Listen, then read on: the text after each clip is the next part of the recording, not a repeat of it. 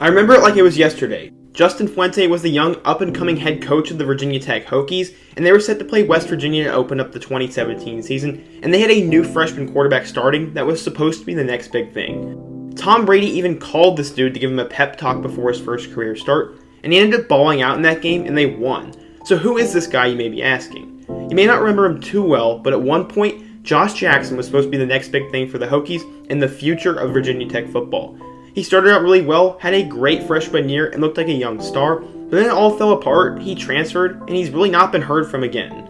Today we'll talk about the entire story of Josh Jackson, what ended up causing the hype to fall off, and where he is now. But first, be sure to subscribe to the channel if you love college football, and help me reach 25,000 subscribers. Give this video a like if you want to support the channel, share it with your friends, comment your thoughts, suggest a future video topic, and stay until the end. Now let's get started and talk about what happened to Josh Jackson. Football actually ran in the Jackson family blood, as his dad was a football player at Jackson State and was actually an assistant coach for the Michigan Wolverines for over 20 years. Naturally, his son played football and took a liking to the quarterback position. The father-son bond is especially tight, and forged by football, they all wear the number 17 to honor their dad. His dad knew that his son Josh was going to be big time when he was 8 or 9 years old, and Josh just loved football and being around him at work. He said, quote, anytime he could be at Michigan and he had some time, he'd be over there with me, watching film, studying film, like an older kid would, even in middle school. Growing up in Ann Arbor, Josh got to high school as a promising young player, and he played for Huron High School. The school was overmatched, not very talented, and Josh was constantly getting hit, and went 1-11 as a starter. He ended up transferring schools and would sit out his sophomore year, and he needed a new destination, so he settled on the nearby Saline High School, where he began to blossom into a star quarterback and a big-time recruit. After leading his school deep into the playoffs a couple years, the offers started to pour in, but he knew where he wanted to go.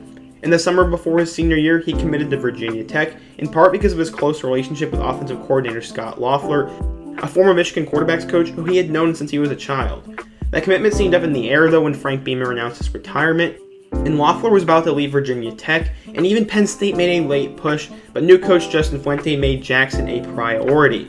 He flew out and met Josh and his family as the first thing he did as a head coach, and with his dad being a former coach, he said that Fuente came across as genuine. It was just like being in my living room with Lloyd Carr, or Gary Moeller, or Rich Rodriguez, or Brady Hoke, Fred said. They know how to carry themselves, to let them know they want you without really promising anything, just telling you you're definitely going to have an opportunity, and that's all Josh wanted to hear about that.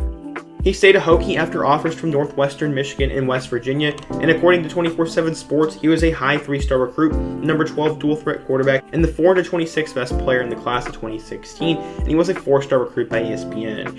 As an Ann Arbor kid whose dad was a coach at Michigan, some people ask how did he not end up a Wolverine? Well, they did offer him, but it was as an athlete and not as a quarterback, and that was a hard pass for Josh.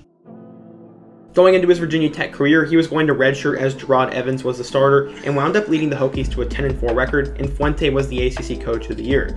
Going into 2017, there was going to be a quarterback battle, and Josh beat out JUCO transferred A.J. Bush and 4-star recruit Hendon Hooker for the starting job, and this was going to be a big deal. When Josh took the field that Sunday, he was the first freshman quarterback to start for the Hokies since Tyrod Taylor in 2007, and the first freshman to start a season opener since Michael Vick. Those are some pretty big names to follow, but his father believed his son wouldn't be fazed at all, despite playing one of their biggest rivals and in a stadium with 82,000 fans. Josh was born ready, and there was a reason why he was going to be wearing that number 17 jersey. He said, quote, me wearing the number 17 for him, wearing that Jackson name on my back, it's what I do for him. Being able to be the starting quarterback at this level is for him, it means a lot to me, that's kind of why I play quarterback. He made his first career start in prime time on Sunday against number 22 West Virginia, and with the Hokies being ranked number 21 themselves, it was going to be one of the premier matchups of the weekend as the Mountaineers had a new flashy quarterback themselves named Will Grier. Since his dad had Michigan connections, he actually called up Tom Brady, and apparently the legendary quarterback gave Josh a pep talk before the game, which is just mind-boggling. This is one of my favorite games of all time personally, and watching the highlights of it a couple nights ago inspired me to write this. It went back and forth and came down to the end, but Virginia Tech held on in a thriller, and Josh won his first career start after he passed for 235 yards and 1 touchdown, and also ran for 101 yards and a touchdown.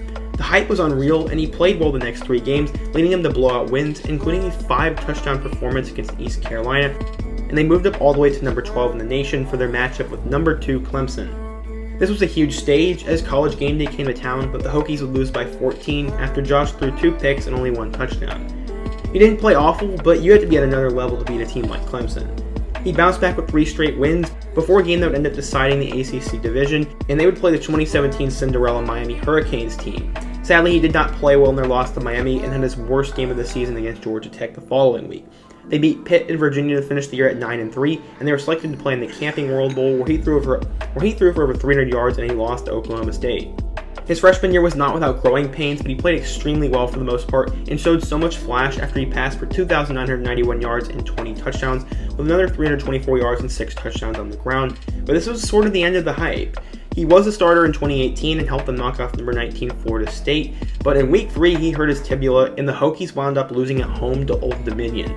This was an embarrassing loss, and not only that, he was out for the year, and he also dealt with some academic issues, and things kind of began to unravel for him. Kansas transfer Ryan Willis took the starting job, and then former blue chip recruit Hendon Hooker was also hot in his tail and would eventually start later on in his career.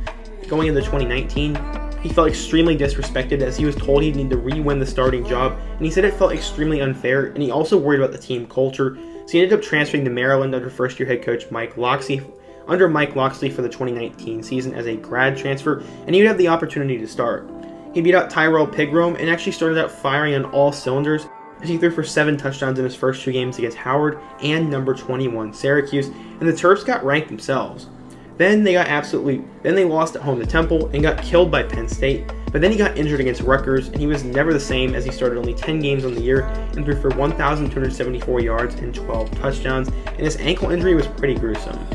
It was kind of a disappointing year, but he would be able to return in 2020, but he decided to opt out of the season with Talia taking over the starting job. And I don't see any reason why he should have done that, and 100% won't be starting in 2021 if he's even eligible. It is sad to see what has happened, and basically the short and simple answer is that injuries killed his career, and it just changed him as a player. I was super pumped when Josh Jackson broke out as a redshirt freshman, and I remember all the hype and how he became one of the brightest young stars in college football, but injury and disrespect from the coaching staff made it feel like it was time for him to leave, and then the wheels fell off and his Maryland career has just not gone ideal. I hope he makes the best decision for his life and finds his purpose. Maybe it's football, maybe it's not, but either way, I'm rooting for him. He was so much fun at Virginia Tech, and it's truly sad to see what has happened, but we gotta all wish him the best of luck. What do you guys think? If you're a Virginia Tech fan, let me know down in the comment section. If you're a fan of football, let me know your thoughts and who I should do next. And be sure to give the video a like if you want to support the channel, subscribe if you're new, and check out all my other videos, including my video about what happened to former Missouri star quarterback Matty Mock. Until next time though, peace.